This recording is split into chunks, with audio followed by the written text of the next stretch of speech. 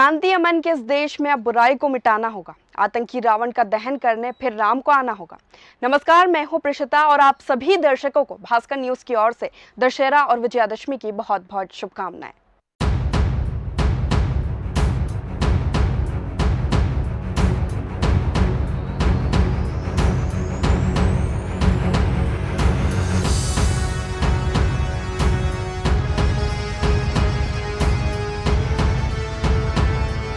वैसे तो पूरे भारत में दशहरे के इस त्योहार को बड़े ही धूमधाम से मनाया जाता है। जगह जगह रावण के ऊंचे ऊंचे पुतले दहन किए जाते हैं। कहते हैं भगवान राम ने रावण को मारकर माता सीता को उसकी कैद से बाहर निकाला था। इसी दिन मां दुर्गा ने भी महिषासुर का वध किया था, उसके अत्याचार से सबको बचाया था। और इन दोनों विजय के बाद जन जन तक ये संदेश पहुंचा कि बुराई पर अच्छाई की जीत होती ही है। और यही कारण है कि तभी से हर साल रावण का पुतला दहन किया जाता है और हमारे अंदर बसी बुराई को मिटाने की कोशिश की जाती है। लेकिन इस बात से भी इनकार नहीं किया जा सकता कि त्रेता युग में रावण से बड़ा कोई ज्ञानी नहीं था, उससे बड़ा कोई तपस्वी नहीं था। वैसे तो हर एक व्यक्ति के ज्ञान को सराहा जाता है, फिर रावण को अपने इस अपार ज्ञान की कीमत अपनी जान देकर क्यों चुकानी पड़ी, ये तो हर कोई जानता है। लेकिन आज जो स्थिति बनी हुई है, बुराइयां बढ़ती जा रही है, उसकी कीमत क्या है? इसी पर देवांश राघव जी की कुछ पंक्तियां याद आती है। अगर आज के युग में रावण जिंदा होता, देख कल युग की सच्चाई वो भी शर्मिंदा होता। वो शर्मिंदा होता, रोता करता खूब लड़ाई। इतनी दहशत पाप बुराई मैंने नहीं फैलाई कि अब तो हालत पस्त है। दुनिया में तेरा मेरा अपनी धुन में मस्त है। पर नारी का हरण किया था, मृत्यु राम से पाई थी। मैं तो केवल अहंकारी था, ना कोई और बुराई थी। नीति ज्ञान मर्मज्ञ कुटिल था, राजा में बलशाली था। फिर भी हरा दिया राम ने, क्योंकि मैं दंभशाली था। आज का मानव देखो, जाने क्यों दंभ में चूर है। अपने अहम के कारण ही मरने को मजबूर है। रावण में पर सीता पर हाथ नहीं कभी था डाला। लेकिन आज के कलयुग में स्त्री का स्वाभिमान कहाँ बचने वाला। ये ऐसी पंक्तियां हैं जो वर्तमान की परिस्थितियों से पूरी तरह मेल खाती है। तो क्या इन परिस्थितियों में रावण को पूजना गलत है? अब आप सोच रहे होंगे कि मैंने ऐसा क्यों बोला। दशहरा, जिसकी सिर्फ एक ही परिभाषा मानी जाती है कि राम ने रावण का वध किया था और बुराई पर अच्छाई की जीत हुई थी। लेकिन इस देश में कई जगह ऐसी भी है जहां दशहरे की परिभाषा कुछ और होती है, जहां लोग रावण का दहन नहीं बल्कि पूजा करते हैं। आज के इस कार्यक्रम में हम रावण के दूसरे पहलू को भी जानेंगे कि आखिर रावण दहन के दिन उसकी पूजा क्यों की जाती है और इसकी क्या मान्यताएं हैं।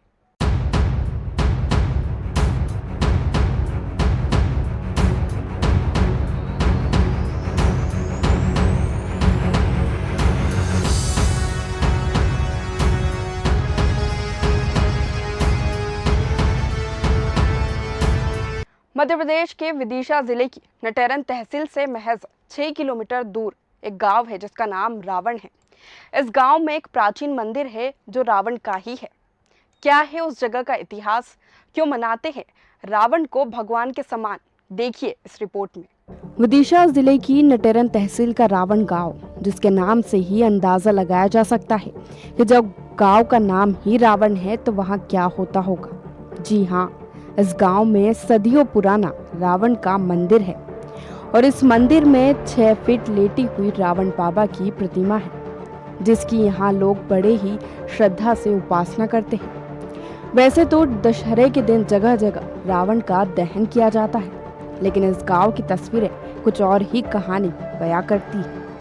यहाँ हमारे पूर्वज बताते हैं कि यहाँ पे जो सामने एक बूढ़े की पहाड़ी है, उस पहाड़ी पे कोई मैदान अब करके राक्षस रहता था, तो वो अक्सर लंका जाया करता था। तो काफ़ी दिन हो गए, उसको रावण बाबा ने देखा कि यार ये आता है, कुछ बोलता ही नहीं है। एक दिन उससे पूछा कि भाई तुम यहाँ क्यों आते हो, कुछ कहते हो नहीं हो। बोला महाराज गुस्ताखी माफ़ करें, मेरी आपसे कुश्ती लड़ने की इच्छा होती है। तो फिर किले में यहाँ आता हूँ और मेरा क्रोध शांत हो जाता है। तो उन्होंने कहा एक काम करो, तुम वहीं पे एक मेरी प्रतिमा बनवा लो और जब आपको क्रोध आए तो कुश्ती लड़ लिया करो। जब से यहाँ रावण बाबा की मूर्ति है और रावण में जो भी कार्य संपन्न होते हैं, शादी विवाह वाहन जो भी कार्य, और ऐसा नहीं है, यहाँ सातों समाज का वो है मानता है रावण बाबा के इधर कि जो भी कार्य करेंगे सबसे पहले रावण बाबा की जय बोलेंगे, रावण बाबा से बोलेंगे, इसके बाद ही सब कार्य संपन्न होते हैं। और दशहरे पर्व पे हर जगह रावण जलाया जाता है, लेकिन हमारे गांव की ऐसी मान्यता है कि यहाँ दशहरे पे रावण बाबा की पूजा की जाती है। तस्वीरें आपने देखी कि किस तरह से रावण को भगवान का दर्जा इस गांव के लोगों ने दिया है।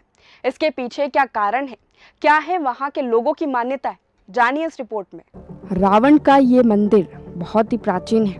पुराने लोग इस मंदिर का बहुत ही अनोखा इतिहास बताते हैं कि रावण बाबा के मंदिर में उत्तर दिशा में 3 किलोमीटर की दूरी पर एक बुद्धे की पहाड़ी है, जिसमें प्राचीन काल में बुद्धा नाम का राक्षस रहा करता था, जो रावण बाबा से युद्ध करने की इच्छा रखता था। लेकिन जब वो लंका पहुंचता तो वहां की चकाचौंध देखकर उसका क्रोध शांत हो जाता। एक दिन रावण बाबा ने राक्षस से पूछा, तुम में क्या आते हो और फिर बिना बताए चले जाते हो? तब बुद्धा राक्षस ने कहा कि महाराज, मैं हर बार आपसे युद्ध की इच्छा लेकर आता हूँ, लेकिन यहाँ आपको देखकर मेरा क्रोध शांत हो जाता है। तब रावण बाबा ने कहा कि तुम वहीं मेरी एक प्रतिमा बना लेना और उसी से युद्ध करना। तब से ये प्रतिमा यहाँ पर रखी हुई है और लोगों ने उसे प्रतिमा की महिमा को देखते हुए वहाँ मंदिर बना दिया।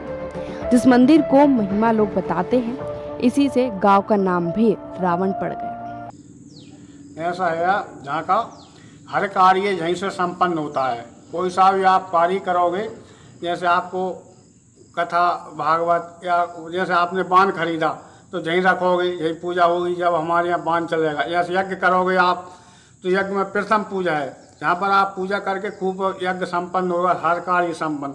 और हर कार्य में प्रथम पूजा करी जाती है। कोई सा भी कार्य हो आपका यहीं से प्रारंभ होता है, शुभ कार्य में, और नहीं तो फिर कार्य संपन्न नहीं होता है।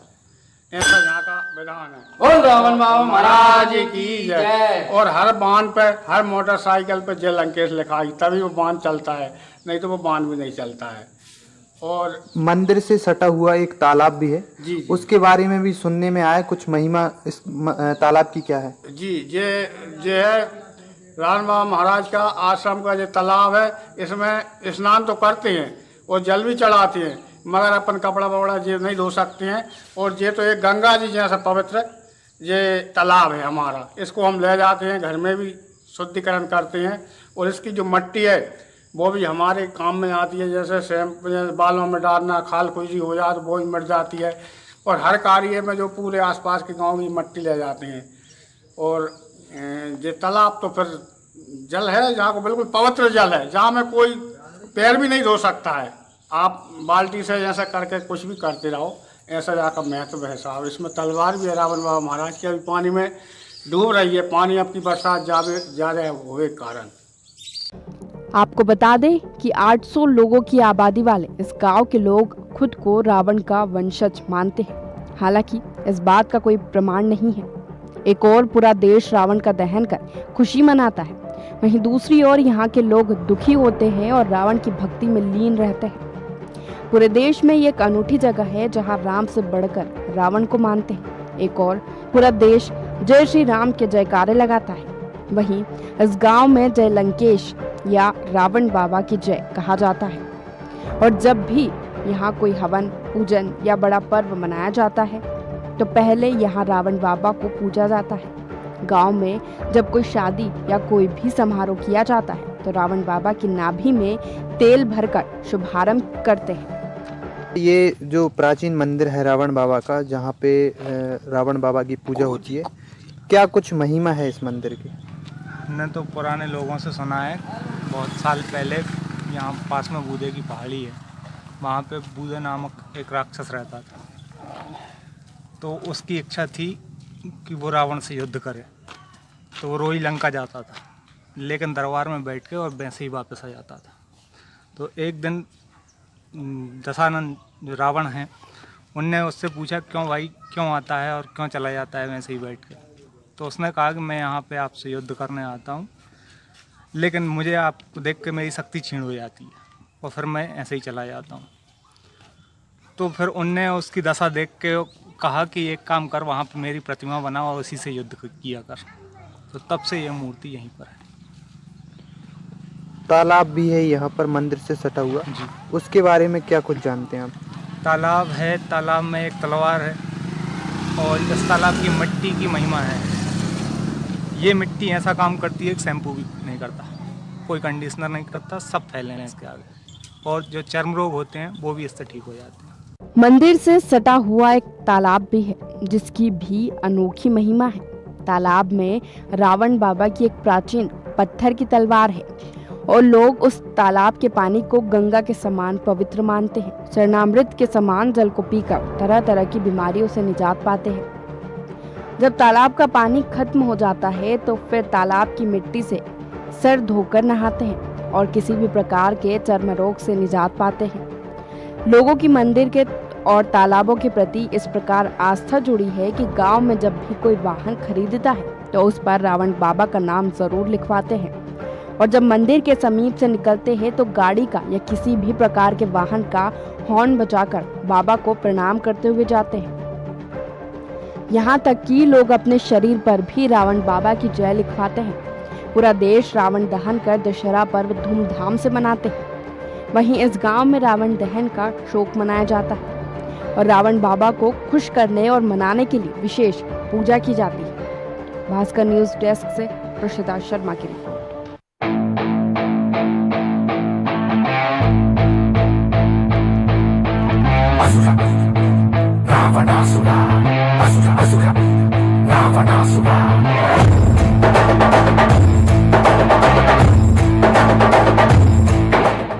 इसी तरह मध्य प्रदेश का मंदसौर जिला रावण को लेकर कुछ और ही कहानी बयां करता है। मंदसौर को रावण का ससुराल माना जाता है। क्या है मंदसौर की पूरी कहानी, क्या है लोगों की मान्यताएं, देखिए इस रिपोर्ट में। मध्य प्रदेश का मंदसौर जिला, जिसका नाम पहले दशपुर था, वहाँ एक और पूरे देश में दशहरे के दिन दशानन को दहन किया जाता है। वहीं दूसरी ओर मंदसौर के खानपुरा में बनी 35 फीट ऊंची रावण की प्रतिमा की पूजा की जाती है। नामदेव समाज के लोग रावण को अपना जमाई मानते हैं। लोगों की मान्यता है कि रावण की पत्नी रानी मंदोदरी मंदसौर की बेटी थी। इस कारण वहां की महिलाएं बिना घूंघट लिए रावण की प्रतिमा के सामने नहीं जाती। नामदेव समाज के लोग खुद को रावण का वंशज मानते हैं। यहाँ के लोग इस विशालकाय मूर्ति की पूजा कर अपनी मनोकामनाएं मांगते हैं और लोगों का कहना है कि यहाँ से उनकी मुरादें पूरी भी होती है। और जो रावण दहन जो खानपुरा की समिति थी, उन्होंने एक मांग पत्र भी मेरे को दिया था कि प्रतिमा की रंग रुकई और जो प्रतिमा क्षतिग्रस्त हो गई उसके लिए हमने उसी दिन संबंधित अधिकारियों को बुला के उनको निर्देशित भी कर दिया था और उन्होंने सब तैयारी भी कर ली है। लेकिन पानी के आने के कारण लगातार वो कार्य नहीं हुआ। आज पूरा जितना भी कार्य है, जो प्रतिमा क्षतिग्रस्त हुई और जो पेंटिंग का काम है वो पूरा हो जाएगा।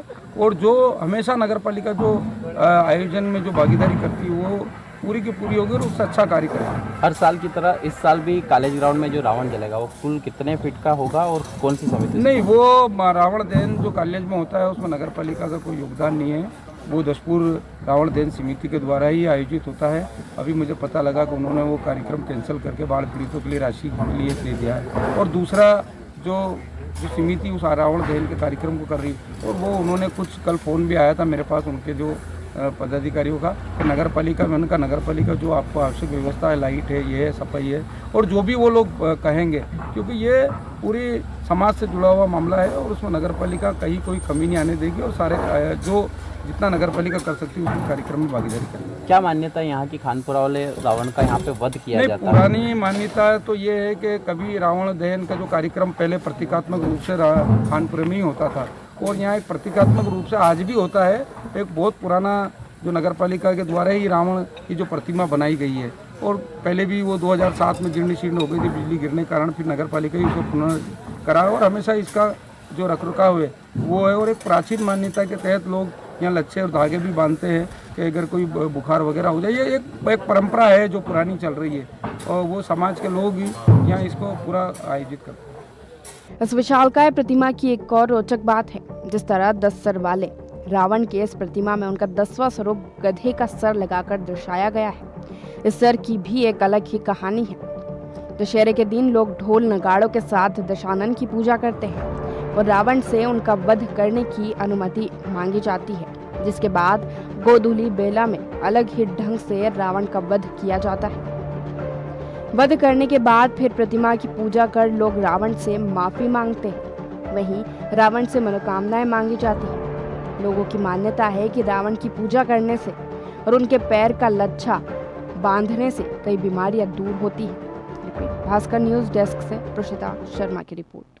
जैनियों के मंदिर बनाते थे जो इनको जैन लोग बहुत ज़्यादा मानते हैं। क्या कुछ यहाँ की मान्यता है कि बुखार वगैरह आता है यहाँ पे तो इनमें लच्छा वगैरह बांधते हैं? यहाँ पर जैसे कोई भी बीमारी होती है ना, और कोई भी मन्नत होती है तो यहाँ पूरी होती है। जैसे किसी के बच्चा नहीं हुआ, किसी के मकान नहीं है, किसी के दुकान नहीं है, तो सब काम यहाँ से लच्छा बांधने से पूरा होता है। यहाँ पे जो भी लेडीज़ यहाँ से निकलती इनके सामने से, तो यहाँ पे इनका घूंघट निकाल के निकलती है, क्या वजह है? जवाई का पहले की औरतें सब घूंघट निकालती थी, है ना, तो आज तक भी हम इनका घूंघट निकालते हैं। जवाई का घूंघट निकालना क्योंकि उनको इज्जत देना के बराबर होता है। यहाँ पे इनका जलाया नहीं जाता, इनका वध किया जाता है, क्या है यहाँ की मान्यता? क्योंकि जवाई का कोई वध नहीं करता है, ये तो जैनियों के भगवान बनेंगे, ये 25 तीर्थक बनेंगे, इसलिए इनका वध नहीं करना चाहिए, कहीं भी नहीं करना चाहिए। वध करो तो आसाराम जैसे पंडितों का करो, इन पंडित का क्यों करते हैं? क्या है? वर्षों पुरानी परंपरा है। ये नामदेव समाज द्वारा इसको जलाया नहीं जाता और वध कराया जाता है। और ये कानपुर में सबसे पुराना रावण की प्रतिमा है। यहाँ पे महिलाएं जो है वो घूंघट निकालती हैं, क्या इसका क्या? इसलिए कि इसको मंडोत्री हमारे यहाँ की बेटी थी और इसको जमाई माना जाता है यहाँ का, इसलिए कि यहाँ की सारी महिला जमाई का घूंघट निकालती है। ये पुरानी हमारी परंपरा है कि रावण का नामदेव समाज द्वारा रावण का वध किया जाता है गोधूली वेला में। मुहूर्त से ही हम यहाँ पे वध करते हैं। ये हमारे समाज की जो परंपरा है उसका निर्वहन करेंगे। और दशहरे के दिन सुबह 10 बजे समाज और मोहल्ले के सभी वासी 10 बजे रावण की पूजा अर्चना करते हैं, लच्छा बांधते हैं और हम निमंत्रण दे के जाते हैं कि शाम को 7:15 बजे गोधूली वेला में हम आपका वध करने आएंगे रामरथ के साथ। यहाँ पे देखा जाता है कि ये बीमारियों के लिए भी यहाँ पे एक पाँव पे एक लच्छा जो बांधा जाता है, इसकी क्या मान्यता है? हाँ, ऐसी मान्यता है कि रावण के दाहिने पैर में लच्छा बांधने से एकात्रा जो बुखार आता है, एक दिन छोड़ के एक दिन, वो बुखार लच्छा बांधने मात्र से ठीक हो जाता है। और क्या यहाँ पे क्या रावण को मंदसौर जिले में रावण का यहाँ पे ससुराल माना जाता है? हाँ, और मंदोदरी को मंदसौर की थी, इसलिए रावण को जमाई का दर्जा देते हैं और उसका हम जमाई मानते हैं।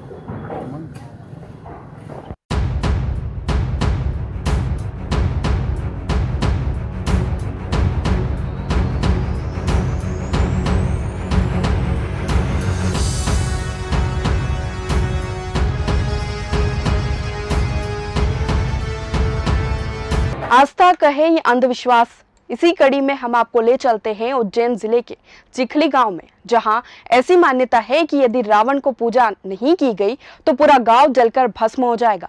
क्या है यहाँ की मान्यताएं, जानते हैं यहीं के लोगों से। रावण में आस्था रखने वाले इस गांव की अलग ही मान्यता है। कहते हैं यहाँ रावण की पूजा नहीं की गई तो पूरा गांव ही जलकर भस्म हो जाएगा। लोगों का कहना है कि एक साल जब लोगों ने रावण की पूजा नहीं की तो कुछ दिनों बाद ही पूरे गांव में आग लग गई और पूरा गांव आग में झुलस गया। अब इसे आस्था कहे या अंधविश्वास, लेकिन चैत्र की नवरात्रि में हर साल पूरा गांव रावण की भक्ति में लीन हो जाता है। उज्जैन से 20 किलोमीटर दूर चिखली गांव, यहाँ सिर्फ रावण की पूजा ही नहीं होती बल्कि उसका मंदिर भी बना हुआ है। हर साल इस दशहरा के समय यहाँ 2 दिवसीय मेले का भी आयोजन किया जाता है।